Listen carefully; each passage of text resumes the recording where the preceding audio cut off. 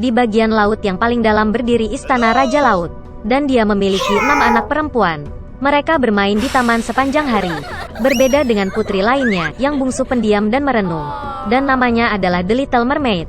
Yang terpenting, dia suka mendengarkan cerita tentang dunia orang. Secara tradisional, Putri Duyung hanya bisa muncul ke permukaan untuk pertama kalinya pada ulang tahun ke-16-nya. Dan sekarang saatnya melihat negeri dan putri bungsu. Dia muncul di dekat kapal, bernyanyi dan musik datang dari geladak.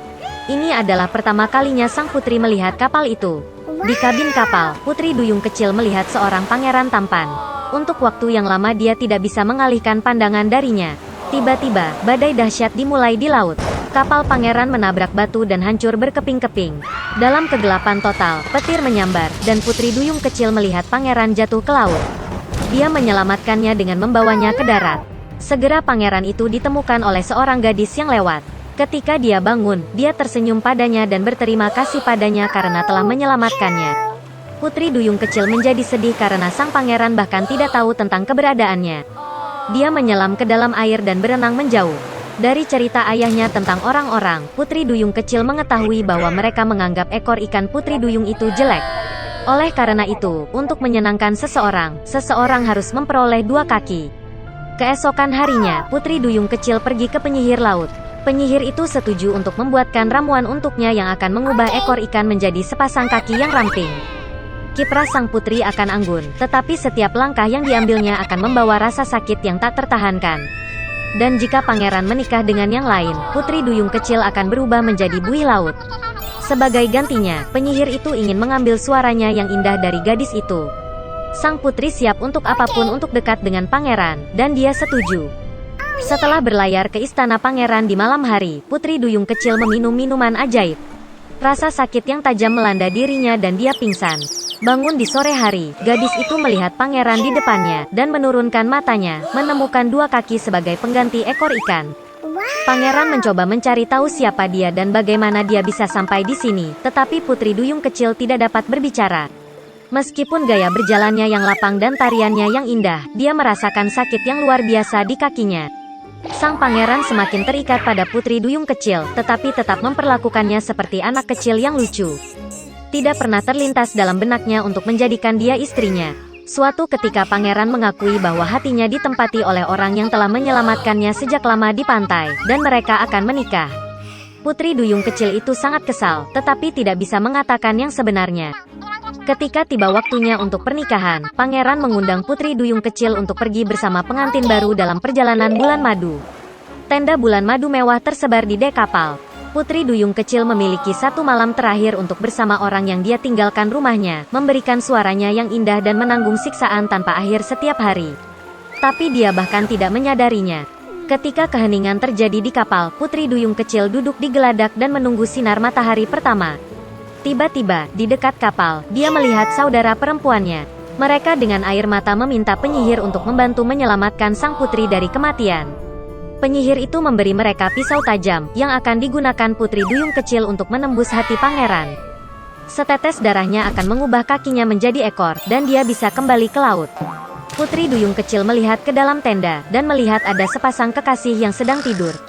Dia tidak menemukan kekuatan untuk mengambil nyawa pangeran, dan melemparkan belati ke laut. Dengan kesedihan, Putri Duyung kecil menceburkan diri ke dalam air. Tapi kebaikan sang putri meluluhkan hati penyihir jahat itu.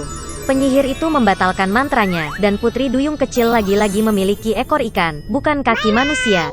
Lemuel Gulliver lahir dalam keluarga seorang pemilik tanah Inggris yang miskin. Anak laki-laki itu adalah anak ketiga dari 5 bersaudara. Pada usia 14 tahun, ia magang pada seorang dokter London yang terkenal, dan kemudian mendapat pekerjaan sebagai ahli bedah di sebuah kapal. Selama 6 tahun Gulliver melakukan perjalanan ke berbagai negara, mengamati adat istiadat penduduk asli, dan bahkan mempelajari bahasa mereka. Maka Gulliver memulai perjalanan lain dengan kapal Antelope. Tetapi tidak punya waktu untuk melewati bahkan setengah jalan, karena kapal jatuh ke dalam badai yang dahsyat. Badai menghantam kapal ke bebatuan, dan para pelot melompat ke laut dengan ngeri. Dan hanya Gulliver yang berhasil masuk ke perahu. Dia dibawa selama berjam-jam di atas ombak, dan segera oleh keajaiban perahu itu terdampar ke darat. Tapi Gulliver sangat kelelahan karena badai sehingga begitu dia menginjak tanah, dia langsung tertidur di halaman rumput terdekat. Sinar matahari pertama membangunkan Gulliver. Dia mencoba untuk bangun, tetapi menyadari bahwa dia tidak bisa bergerak.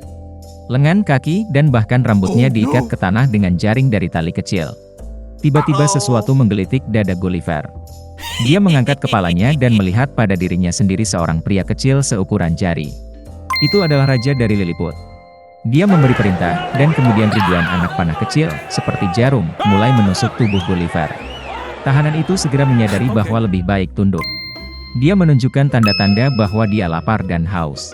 Kemudian, atas perintah Raja, makanan dibawa kepadanya.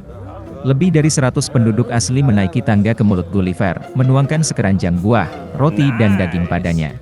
Ketika Gulliver memakan semuanya, dia dibawa ke ibu kota dengan platform yang dibuat khusus.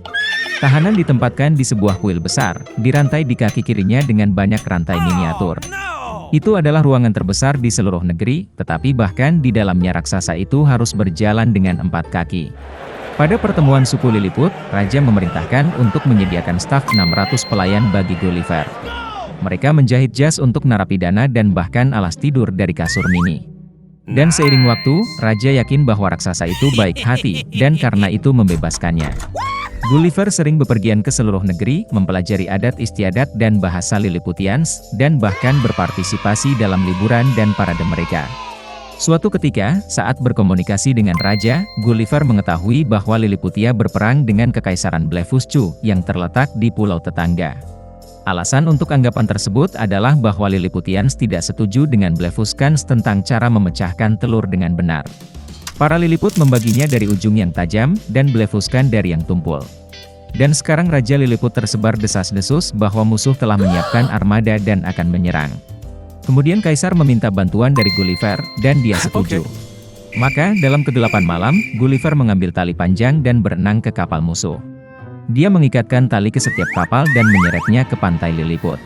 Para penjaga, yang merupakan satu-satunya orang di kapal, melompat ke laut dan mulai berenang menjauh dari raksasa itu. Jadi Gulliver benar-benar melucuti senjata lawan dan menerima gelar paling terhormat di kerajaan untuk ini. Untuk ini, para abdi dalam tidak menyukai Gulliver. Mereka mulai menjalin intrik terhadapnya, dan segera Raja sendiri menuduh raksasa itu melakukan pengkhianatan tingkat tinggi. Desas-desus menyebar ke seluruh kerajaan. Dan Gulliver mengetahui bahwa Dewan Rahasia telah memutuskan untuk mengeksekusinya. Oleh karena itu, malam itu juga Gulliver pergi ke pantai, tempat dia meninggalkan kapalnya yang rusak.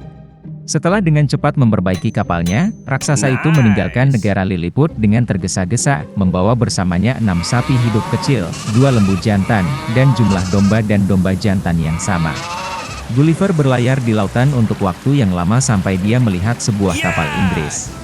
Di atasnya, dia dengan selamat sampai di rumah. Tapi, ternyata ini hanyalah awal dari petualangan Gulliver.